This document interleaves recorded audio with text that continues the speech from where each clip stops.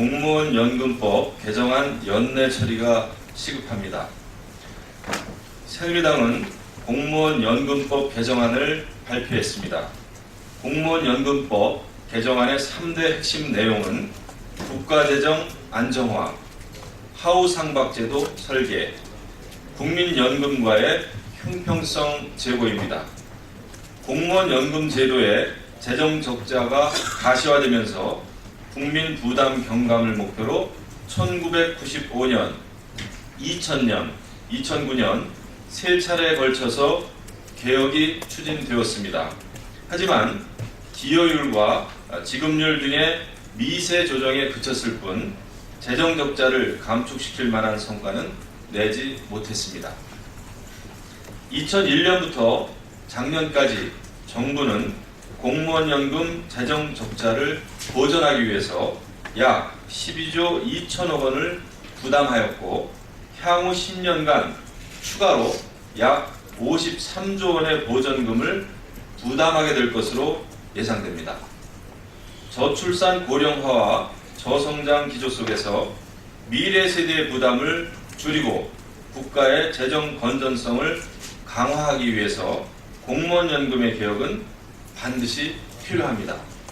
과거의 공무원연금 개혁이 용두사미로 끝난 탓에 현 세대의 부담이 점점 더 커진 것처럼 지금 개혁하지 않는다면 우리는 미래 세대에게 빚을 물려줄 수밖에 없을 것입니다.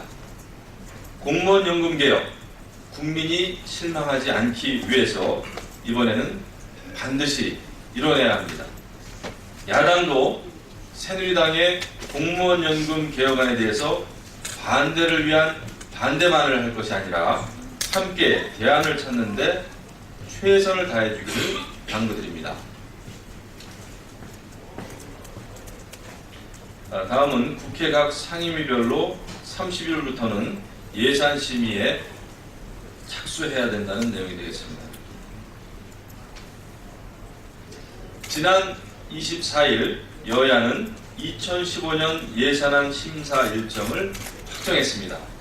오는 30일 예산안 공청회를 시작으로 대정부 질문이 끝나는 다음 달 6일부터는 곧바로 예산결산특별위원회를 가동하기로 했습니다.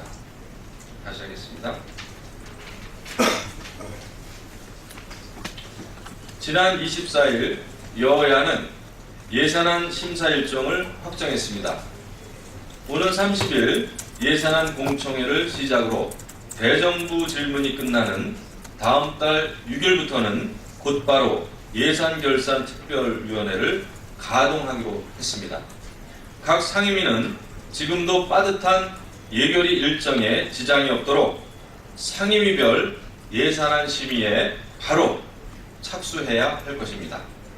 이 와중에 새정치민주연합이 법안 소위 복수화 주장을 되풀이하면서 일부 상임위 법안 소위 구성조차 못하게 하는 것은 그렇지 않아도 갈 길이 먼 국회의 발목을 잡는 것입니다. 예결위 일정이 빠듯한 만큼 상임위 차원에서 시간이 조금만 지체돼도 예산안 심의에 심각한 문제를 야기할 수 있습니다. 국민은 무생산 국회를 오랫동안 참아왔습니다. 이제 더는 미룰 수가 없습니다. 여기서 국회 일정을 더 미룬다면 이는 국회가 국가의 안위를 저버리는 행동이고 국민의 신뢰를 스스로 포기하는 처사입니다. 지난 21일 여야 원내대표는 국정감사 일정이 종료된 후에 각 상임위에서 예산심사에 착수하는 것을 합의한 바 있습니다. 국민과의 약속을 어기지 않기 위해서라도 원내대표 간 합의에 따라 상임위에 예산안을 조속히 상정하고 심의에 착수해야 할 것입니다. 새 예산안이 법정 시한을 지켜 처리되고 각종 민생 법안들이 조속히 처리될 수 있도록 야당의 적극적인 협조를 당부드립니다. 다음은 2014년 동북아 평화협력 포럼 개혁 관련 내용입니다.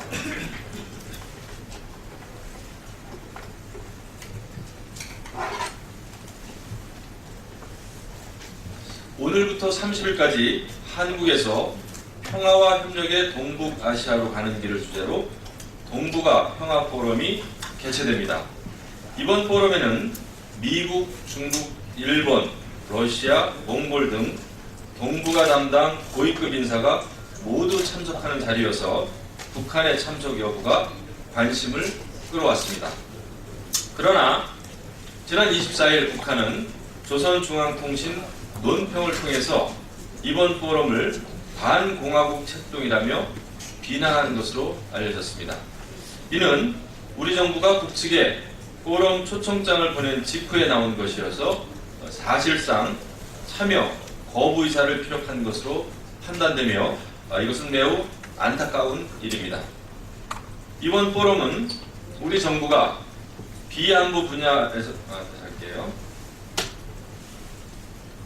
이번 포럼은 우리 정부가 비안보 분야에서부터 민감한 안보 이슈에 이르기까지 동북아 국가들과의 대화를 통해서 점차 협력의 범위를 넓혀 나가고자 구상한 다자간 대화 프로세스입니다.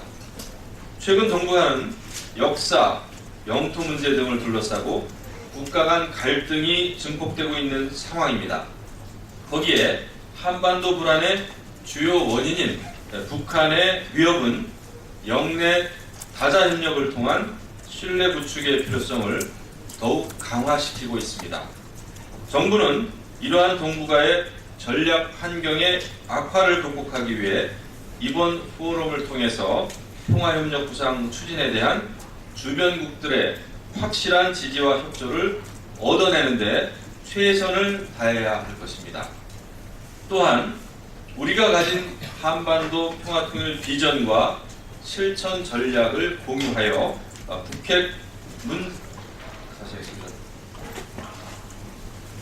또한 우리가 가진 한반도 평화통일 비전과 실천 전략을 공유하여 북핵 문제 해결과 통일 과정에 우호적인 기반을 닦는 데도 노력해야 할 것입니다.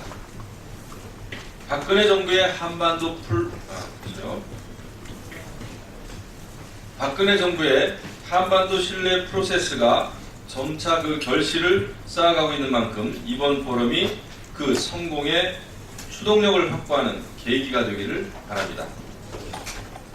북한은 정부와 약속한 제2차 고위급 접촉에 하루빨리 응답하고 국제사회 일원으로서 동북아 평화협력을 위한 대화에 동참해 주기를 촉구합니다. 다음은 교정의 날을 기념하는 내용이 되겠습니다.